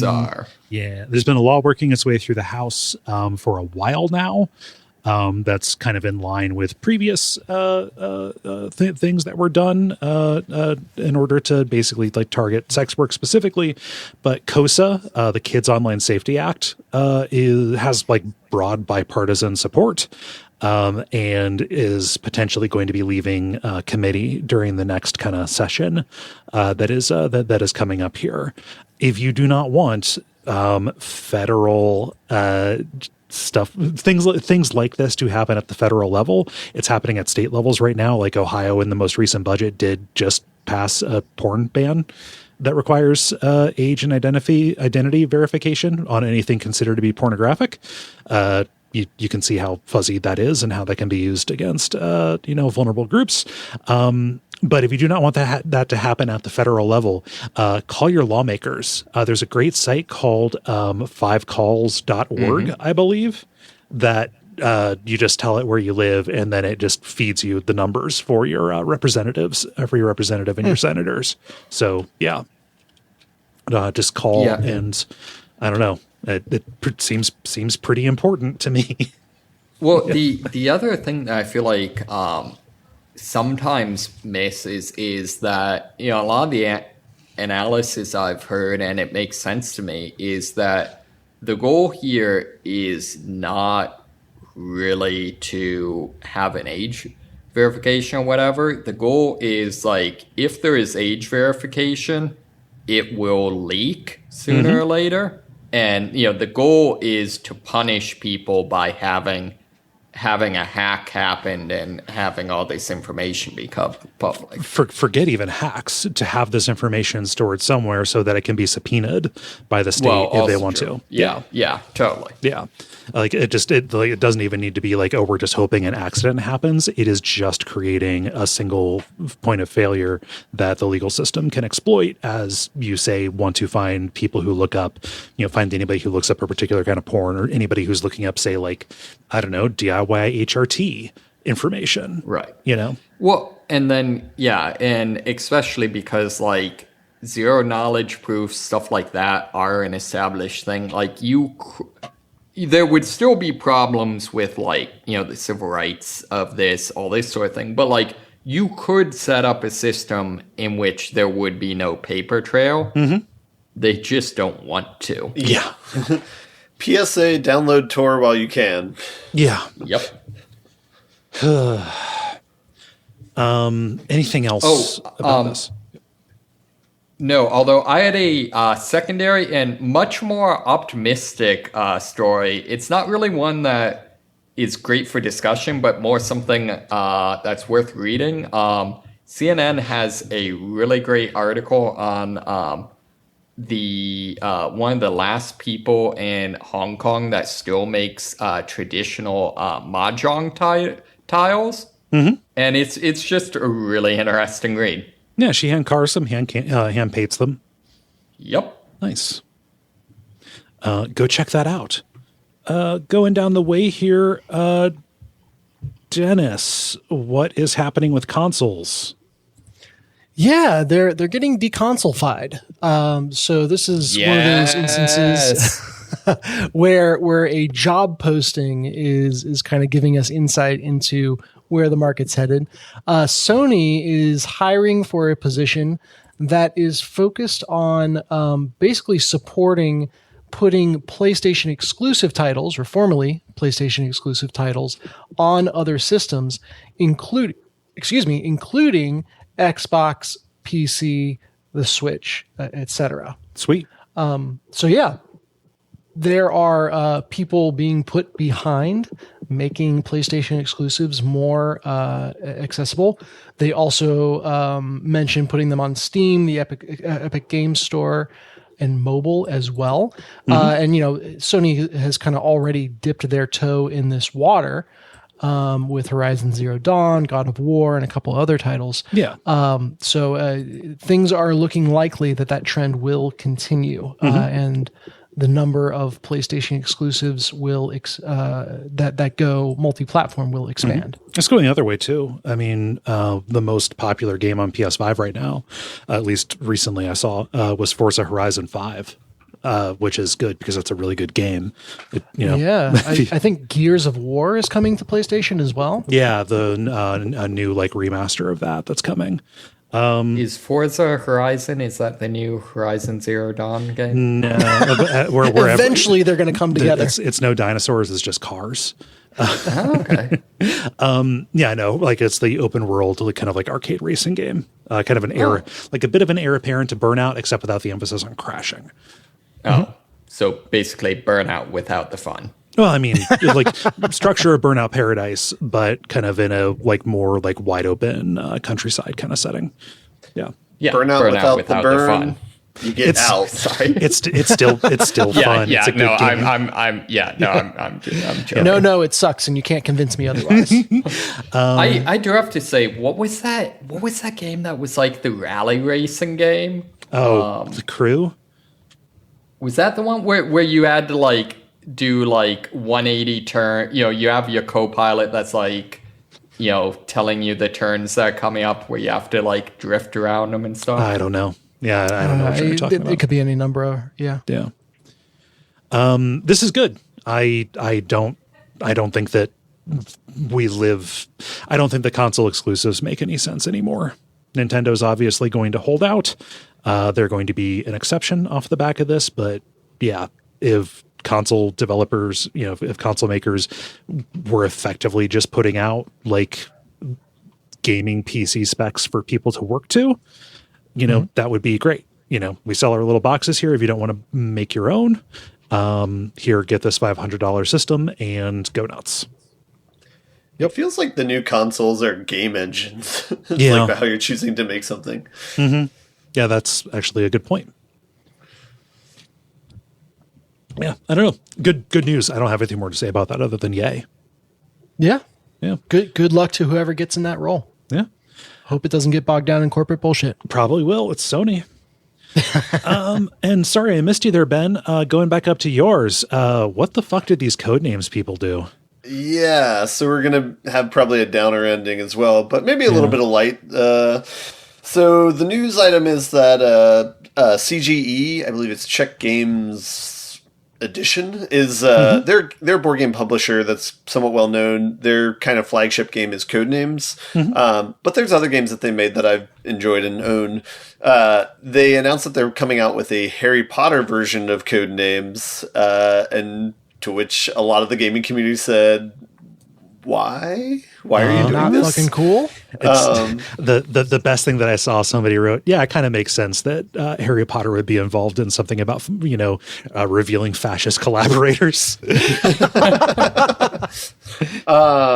Yeah, so there's been a lot of justifiable backlash against this and asking them why they chose to do this and why they would want to associate with IP from J.K. Rowling. They released a statement along with this that was very PR laden. Use things like, we know this is an ongoing conversation. We just want to have respectful dialogue with everyone online and in person. And then consequently, there's an easy way to do that. Don't don't ally with a fascist. Yeah. They consequently turned off comments on all their posts for this, and then started blocking people. blocked 200 people on Blue Sky. So really turn out the way that they wanted to. Some board game people have called to boycott them at Gen Con, which is coming up this weekend. Yeah. So to kind of do a sit-in at their booth to try and stifle any sort of sales going on. So yeah, it'll be kind of interesting to see where they go from here. It's like it's one of those things where it's like, for them, CodeNames is like their like version of like Settlers of Catan for whoever made that, which I think was Z-Man Games, where it's like this is just a cash cow where they can like reskin it 100 times and sell it, and it does sell pretty well because the original game is a pretty popular party game. Yeah, but yeah, this feels like a pretty big misstep or kind of like tone deaf, especially within the board gaming community, which is more kind of like. Sensitive towards these things, or thoughtful about these things. There are a lot of queer people in the community around this and playing, right? Like, Yeah, and and I think there's one, I guess, more charitable quote from forget which source it was saying like they could understand like certain video games that came out before like all the J.K. Rowling stuff or were in development before that, but like this is so far past that line that it's like there's not really a justification for it at this point to do that sort of collaboration. It's kind of like people who have a cyber truck that says I bought this. I went crazy. It's like, no, you fucking didn't. That came out of like those shipped in 2024. Yeah. So anyway, I'll be curious to see what the aftermath of like a protest at Gen Con could be, and if there's any like trying to make amends from this situation. So my understanding is normies by and large do not know what J.K. Rowling A is saying, which is bad enough, but B, what she is specifically funding. Like there is a direct line that can be drawn from her group and legal action that they started through to like the Supreme Court ruling in Britain that eliminated the concept of trans people from the law and instituted a nationwide bathroom ban, right? Like, people try and say like death of the author or whatever. Not what we're talking about. That doesn't sound too bad. But I'm legally obligated to say that as a joke. Yes. No, just like what she has said, money you spend on Harry Potter stuff, I am using this to try and make life impossible for trans people. And like not enough people know that. What a bummer of an existence if that's like your life. That's how what your life turns into by the end of it, Man, like fucking transphobia, not even once. Like so the number of people who have just like thrown everything away, ruined their entire lives just to be hateful anti-trans bigots. Yeah. Mm-hmm. It's obsessive. It's an obsession. It's brain rot. Yeah. Well, best of luck to the people at Gen Con. Dennis, you're not going to be there this weekend, are you? No, not this year. Okay. Yeah, I mean, hopefully they get the message. They don't they can pick literally any other IP to put something out on. Yeah. I'm curious. I wish I was going to be there so I could take part in protesting them. Yeah. And I guess like another curious detail I didn't see from the article is like, so this game was designed originally by Vlada Chvátil, who's like a big board game designer and makes usually pretty heavy, like kind of nerdy board games. And like this was kind of a one-off, the CodeNames, like a more like casual sort of game. So it's like, that's like another thing I think of is like, doesn't he have any sort of say in this as well? So it's like, I wonder if, messaging that person would do any, have any positive effect. But yeah, anyway. Yeah, I'm sure people are trying. Yeah. Well, that's all of our stories. How do you all feel about buttoning it up? Let's button. The credits. Thank you so much for listening to level number 552. We really appreciate you taking the time. If you would like to help us out, you can leave a rating or review. You can tell your friends, post about us on social media. You can support the Duckfeed Patreon. All of these are options that are available to you. Is there anything I'm forgetting, like admin-wise? Join us on Thank you to Gwen as always. Gwen. Yeah, thank you, Gwen. Yeah. Mm-hmm. And multiplayer answerer this week. Oh, yes. She does it all, folks. Cool. Well, I've been Kaye. You can find me on Blue Sky at Kaye.zone. I've been Dennis Furia. You can find me on Blue Sky at Furia Games. I've been Moxie. I've been Ben Merkel. And stick around for some titles.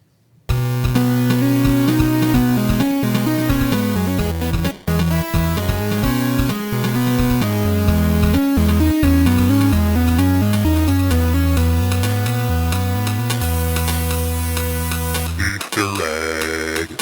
I have Underselling a Cat Birthday. And I wrote down one of my own. It's embarrassing, but I didn't want to forget it. Getfaster Times. Yes. Yeah, I had that. Yeah. Dennis or Moxie, what else did you have?